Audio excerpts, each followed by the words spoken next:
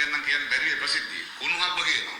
අපෙත් ඉන්නවා ගෞරවනීය ස්වාමීන් වහන්සේ ආරාධනා කරන අපේ මීන්තලේ නායක හමුදුරන්ට තව ටිකක් චීවරධාරියෙක් ලෙස ඔබ වහන්සේ මේක බලන්න. දේශපාලන කෝණයෙන් බලන්න එපා. ඉංග්‍රීසි මොඩියුල් එකේ තියෙන මේ වචනෙත් එක්ක මේ කැබිනට් අමාත්‍යවරයා මේ රටම පිළිගන්න රටම ගරු කරන ස්වාමීන් වහන්සේ නමකට කියනවා චීවරධාරියෙක් හැටියට හිතන්න කියලා. සාගල කාර්යවසම් කියන විදිහට කැබිනට් අමාත්‍යවරයෙක් ස්වාමීන් වහන්සේ නමකට අපහාස කරලා මේක ඊටා වැරදි ක්‍රියාවක් කියලා තමයි ඔහු පෙන්වා දෙන්නේ.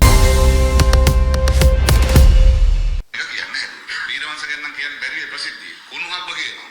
අපෙත් ඉන්නවා ගෞරවනීය ස්වාමීන් වහන්සේ ආරාධනා කරන අපේ මීන්තලේ නායක හමුදුරන්ට තව ටිකක් චීවරධාරියෙක් ලෙස ඔබ වහන්සේ මේක බලන්න. දේශපාලන කෝණයෙන් බලන්න එපා. ඉංග්‍රීසි මොඩියුල් එකේ තියෙන මේ වචනෙත් එක්ක මේ කැබිනට් අමාත්‍යවරයා මේ රටම පිළිගන්න රටම ගරු කරන ස්වාමීන් වහන්සේ නමකට කියනවා චීවරධාරියෙක් හැටියට හිතන්න කියලා. චීවරධාරියෙක් කියලා කියන්නේ කවුද කියන වචනේ තේරුම දන්නේ නැති එහෙම අධ්‍යාපනයක් නැති ඇමතිවරු ඉන්න රටක මේ ජීවත් වෙන්න අපිට අද සිද්ධ වෙලා තියෙනවා. මොකද මේ ජනතා විමුක්ති පෙරමුණ ස්වාමීන් වහන්සේලා සම්බන්ධයෙන් දන්නේ නැහැ. ඔවුන් හැමදාම ඔවුන් කරේ ඔය චීවරධාරියෝ ටිකක් ඉස්සරහට දාලා යම් කිසි උද්ඝෝෂණ අරගල කරේ. ඉතින් ඔවුන් හැමදාම දැකලා තියෙන්නේ චීවරධාරියෝ මිසක් ස්වාමීන් වහන්සේලා නෙමෙයි. ඉතින් ඒකින්ද මේ රටම ගෞරව කරන ස්වාමීන් වහන්සේ කෙනෙක්ට මේ වගේ අපහාස කරන්න එපා. මේ රටේ ඇමතිවරුන්ට ජනාධිපතිතුමාට අපි මූලික වශයෙන් කියනවා මේ රටේ ආණ්ඩුක්‍රම ව්‍යවස්ථාවෙන් මේ රටේ බුද්ධ ශාසනය රැකගැනීමේ බලය දබා දීලා තියෙනවා ආණ්ඩුවට. ඒ අයිතියක් ඒක යුතුයකමක් වගකීමක් ඒක පැහැර හැරලා මේ වගේ මේ රටේ අවුරුදු 2000 ගණනක් තිස්සේ පැවතගෙන එන මේ බුදුදහම කෙලෙසන්න බුදුදහම විනාශ කරන්න උත්සාහ කරන්න එපා. මොකද මේක ඊටාම භයානක තත්ත්වයක් හැටියට අපි දකිනවා. මේ රටේ ජනාධිපතිවරයා මේ අනුර කුමාර දිසානායක කියන්නේ මේ රටේ JVP කාර්යංගයේ ජනාධිපතිවරයා නෙමෙයි. අනුර කුමාර දිසානායක කියන්නේ මේ රටේ සමස්ත ජනතාවගේ ජනාධිපති. මම එතුමාට කොච්චර අකමැති වුණත් එතුමා මගේ ජනාධිපතිවරයා හැටියට තමයි කටයුතු කරන්නේ.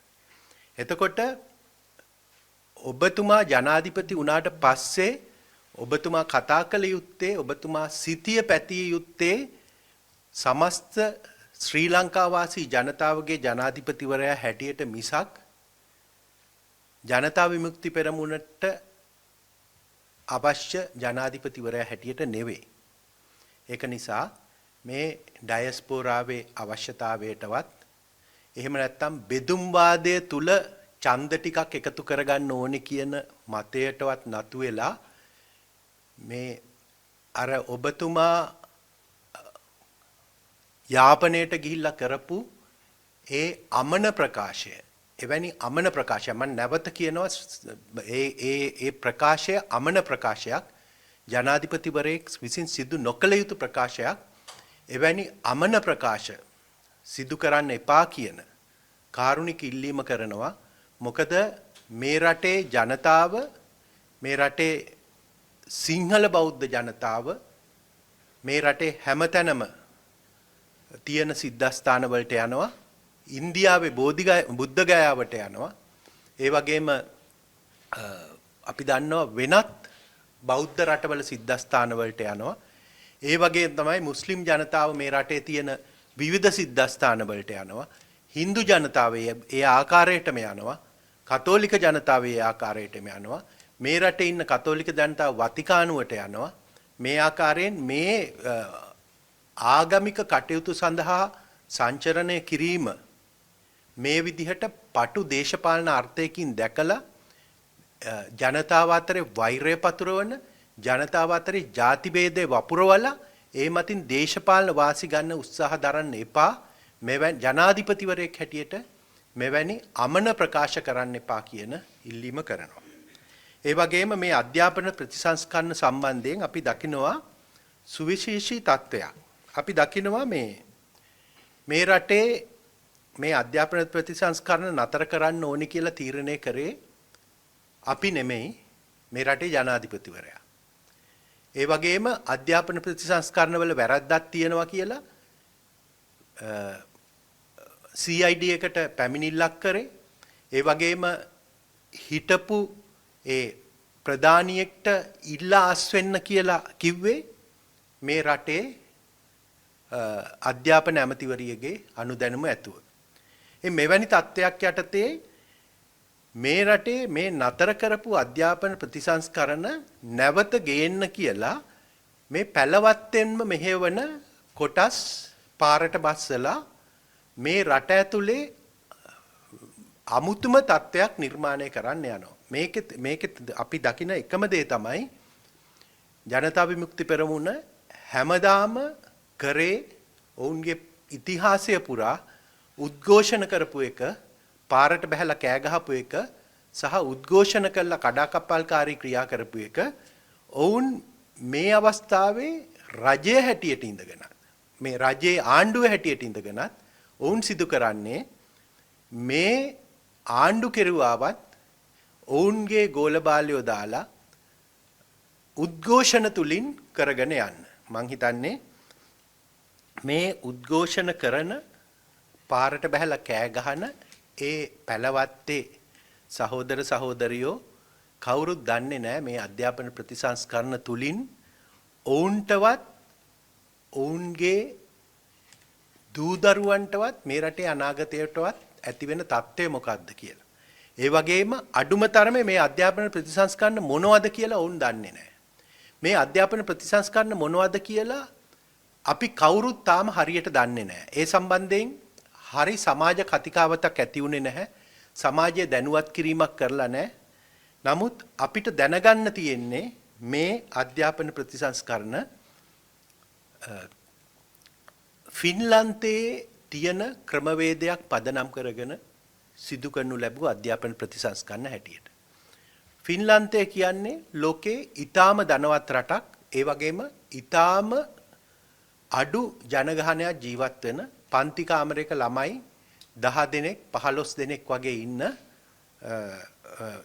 ඒ වගේම සියලු පහසුකම් දීමට අවශ්‍ය සියලු ධනය තියෙන රටක්. ඉතින් එවැනි රටක තියෙන අධ්‍යාපන ක්‍රමයක් පන්ති කාමරයක 50ක් එහෙම නැත්නම් 60ක් විතර පුරෝලා හිර කරගෙන ඉන්න අවම පහසුකම් තියෙන ඒ වගේම ෆින්ලන්තය වගේ ඉතා ධනවත් නොවන රටක්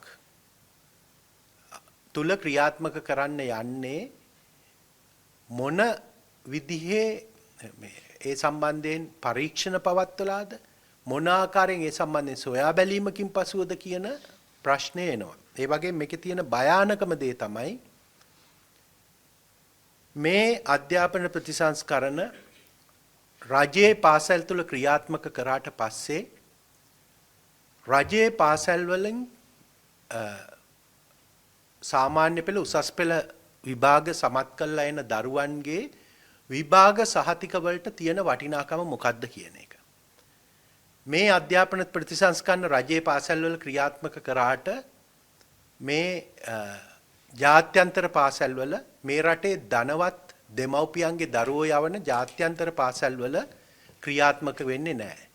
ජාත්‍යන්තර පාසල් වල තවදුරටත් ක්‍රියාත්මක වෙන්නේ අපේ මෙතෙක්කල් අපි කරගෙන ආපු ආකාරයේ ඒ බ්‍රිතාන්‍ය ක්‍රමයේ විභාග තබා දරුවන්ගේ දැනුම පරීක්ෂා කරන ක්‍රමවේදයක්.